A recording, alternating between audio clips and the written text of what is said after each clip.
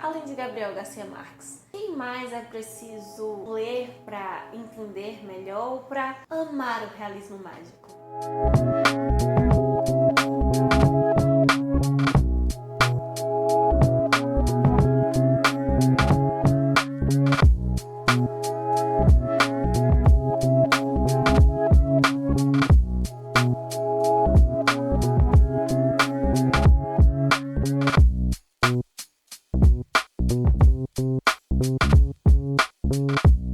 O que temos para hoje são as cineias. Eu sou a Larissa Bertolino.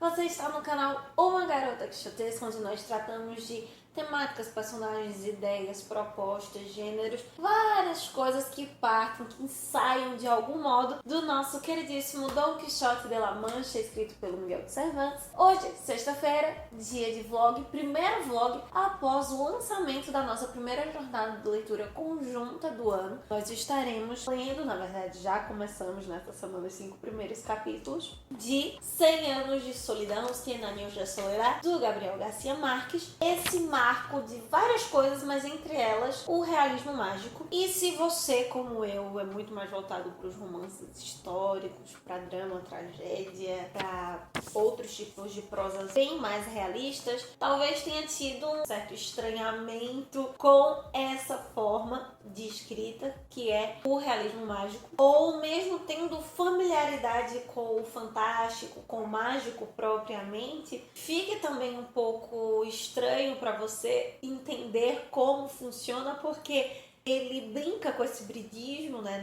Não se trata de uma realidade, de uma magia, de um fantástico totalmente, não se possa comprar a ideia, nem com uma realidade crua e relacionada ao nosso mundo totalmente real, é simplesmente mimético. Por isso hoje eu queria conversar um pouquinho mais com você sobre essas ideias de realismo mágico, realismo fantástico, se são ou não a mesma coisa, e te indicar outros nomes excelentíssimos da literatura hispânica, além do Gabriel Garcia Marques, para entrar um pouco mais nesse contexto.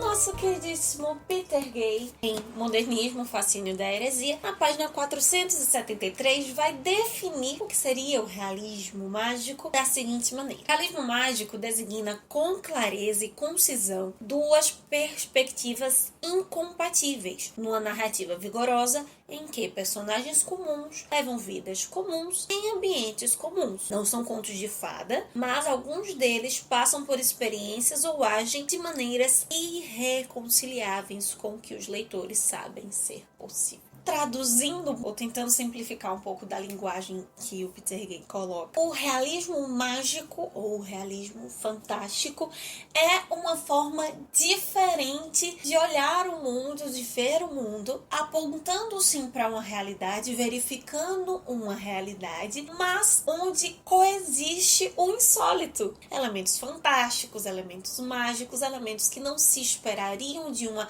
realidade comum, mas que neste universo elas são tidas como comuns, ainda que vistas sim como fantástico. Não há um contrato como em obras totalmente fantásticas como os contos de fada, como fábulas, em que é normal que animais falem, que é normal que fadas existam, que bruxas e duendes existam. Por isso a fé, a imaginação, o lugar da crença, o místico é muito forte, e exatamente pela literatura hispânica ter esse sentido do místico muito potente, o realismo mágico dançou, fez festa e se proliferou nessa literatura. E de certa forma, o nosso realismo mágico aqui latino-americano é uma resposta ao realismo fantástico da Europa. Ambos seriam basicamente ali a mesma coisa, com algumas diferenças. E exatamente essa resposta que o realismo mágico dá ao realismo fantástico, além de introduzir temáticas, folclores, personagens, conceitos e produtos unicamente nossos, propriamente latino-americanos, foi desenvolvido, problematizado numa época em que se buscava criar uma nova Latinoamérica socialmente, ficcionalmente, culturalmente, literariamente, fugindo da realidade opressora, né? Vamos lembrar aí década de 60, 70, nós estamos praticamente todos os nossos países aqui em ditaduras, então, não só no hispânico, mas literatura latina como um todo, em francês, em italiano, Portugal, Brasil, em língua espanhola, nos trópicos, aqui no continente abaixo da linha do Equador, o México, foi onde isso mais se proliferou. Além de 100 anos de solidão, quais outros textos nós poderíamos encontrar, ou são textos extremamente importantes do realismo mágico aqui na América Latina? Vou sugerir 5 para você. Para sugerir o nome dos seus autores também, alguns é o livro mais importante desse autor, outros não, é apenas uma questão de gosto minha,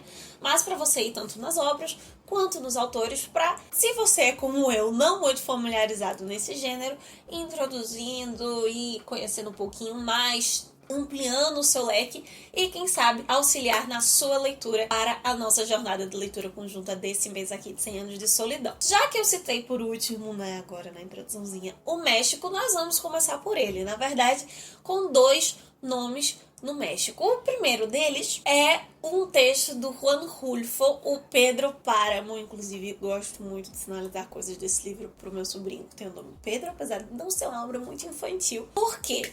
O foco, digamos assim, da nossa realidade é o coronelismo, as oligarquias, essa forma latino-americana de governar os povos, e vai contar a história de um órfão. No momento exato que ele se torna órfão de mãe, ele vai em busca do seu pai, que desapareceu no mundo, acaba descobrindo ali algumas coisas, inclusive que esse homem é um assassino.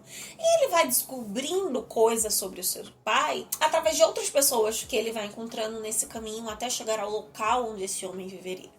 Só que essas pessoas que conversam com ele, elas na verdade não existem mais. Elas já estão mortas. E circulam ali no livro como pessoas viventes, tranquilas, normais, de um mundo normal. E é através desse caminho e de vários outros acontecimentos insólitos que tornam a vida e a morte quase sem separação que ele vai chegar a conhecer de fato quem seria esse Pedro Páramo. Continuando no México, nós vamos para uma obra bem mais recente e de um autor, uma autora que já apareceu por aqui também, que é a Laura Esquivel, com Como Água para Chocolate, que narra a história, poderíamos dizer, de um casal ou de 2 irmãs, e que tem um insólito num aspecto muito interessante, muito diferente às vezes da maioria desses textos, que é na comida. Nós conheceremos a Tita e o Pedro, que são um casal, que são apaixonados, e quando o Pedro vai pedir a mão da Tita em casamento, a mãe se nega, porque a Tita é a caçula e a filha mais velha deveria se casar antes da primeira, não fica legal. E além de não permitir, ela força com que o Pedro case com a irmã mais velha da Tita, a Rosaura. Ele acaba aceitando para poder ficar perto da Tita, que acaba encontrando o seu refúgio na cozinha.